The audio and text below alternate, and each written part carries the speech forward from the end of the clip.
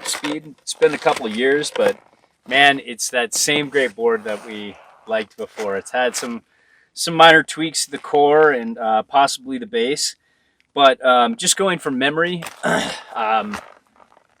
you know, it felt like that same great Warpspeed we rode a few years ago. And I think this is like, I like this board because Jimbo, it was one of the first times I got to give you a board that you could actually carve on without toe and heel drag, because I'm a 9 and he's an 11, and this fit his feet right. It was fun. It was fun to watch you do it. And so we got to get on it again today and compare it to some of these other boards.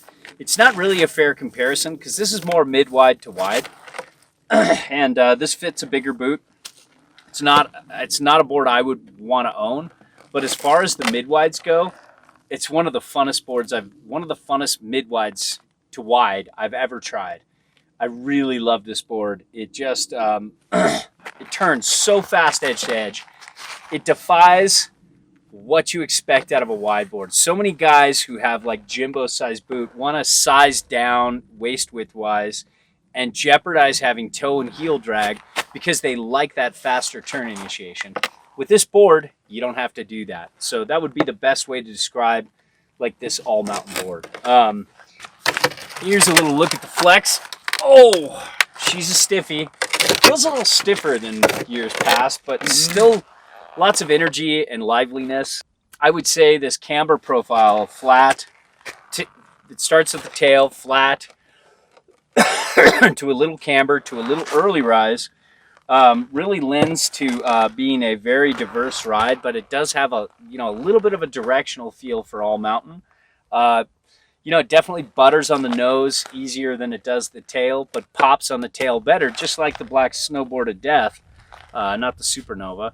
But a little bit like the Supernova, but that's camber to the tail. And it's got that consistent feel in all conditions. This kind of feels like a cross between the Mercury, a board we really like, and the black Snowboard of Death in a mid-wide. That's the best way to describe it, because it's got that more of that double ender feel, even though the tip and tail have different shapes. It's got a little bit of that Mercury feel, but that camber profile of the black Snowboard of Death. And it's very consistent, one footing, flat basing. In all conditions, you get that same feel underfoot, but it isn't for intermediate to beginner riders. This is definitely advanced to expert. This definitely takes a lot more, there's a lot more going on with this, especially with that flat in the back. It's not as forgiving as you would think, and it's kind of almost there with camber in a lot of ways, because there's just this longer flat section that wants to catch a little easier. But if you're a good technical rider, you'll know how to utilize that to get more pop out of the tail and have a good time. Edge hold, with all the Capita boards, I just felt kind of like they're all pretty close, in that medium-ish range. Kind of, you really don't want to be out on a hard snow day with this. It's just a lot of work to keep that edge in the snow. Didn't you feel that, Jimbo? Yeah. Definitely doesn't have that extra lock that some other technologies from other companies have. Yeah, but the turn initiation, again, this is amazing. I just couldn't believe I was getting this edge to edge the way I was on with volume. I mean, doesn't it look big to you guys? Looks big. How about next to me? Oh, you could see that I was really able to turn this edge to edge fast. So if you're gonna ask me when you write me for advice, is the Warpspeed really that quick edge to edge? Yes, it is. I could almost use this as a daily driver. Yeah, there's still that transition area, but this is like faster than any mid-wide I've ever tried.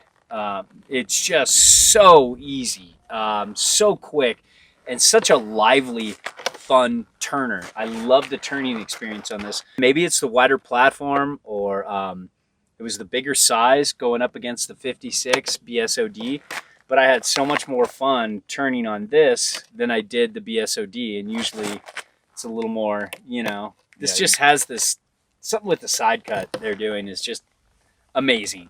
Although I will say the Supernova for my feet today was the turning favorite. That just wanted to turn that all day. But turning experience and carving is very good with this thing. The flat in the tail does kind of kind of mess with the turn a little bit, but not enough to be a big deal.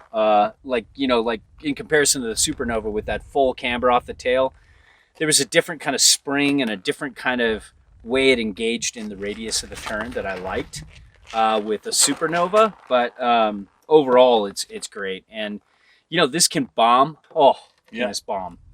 It's almost up there with the Black Snowboard of Death.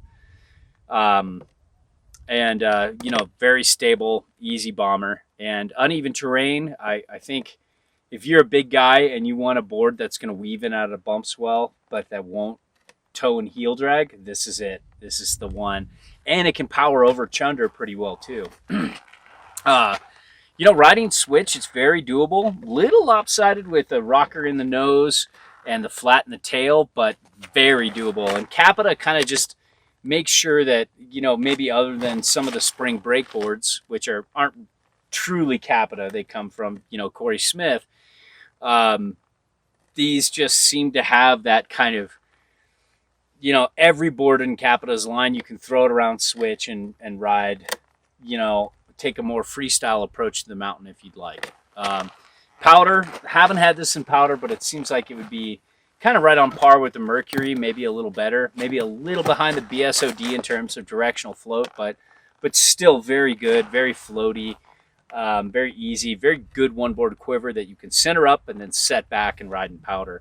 And park, it's doable, definitely, especially if you want to ride pipe and you're okay with the edge hold, that'd do a good job.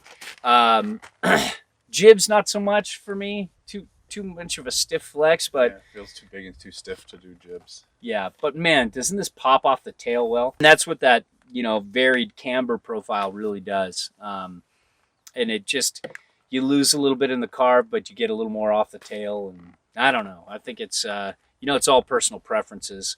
But overall, this is just one of the most recommendable mid-wide to wide boards for those of you guys who don't want that wide feel, but don't want to drag, don't want toe and heel drag either. So there you have it.